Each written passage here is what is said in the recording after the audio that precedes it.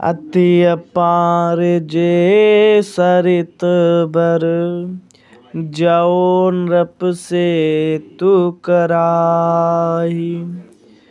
चढ़ी पिपली कहूँ परम लघु, बिनु श्रम पार ही जाय। यही प्रकार बल मन ही देखाई, करहूँ रघुपत कथा सुहाई। व्यास आदि कवि पुंगव नाना, जिन सादर हरे सुजस बखाना। चरण कमल बंधउ तिनके रे, पुरबहु सकल मनोरथ मेरे।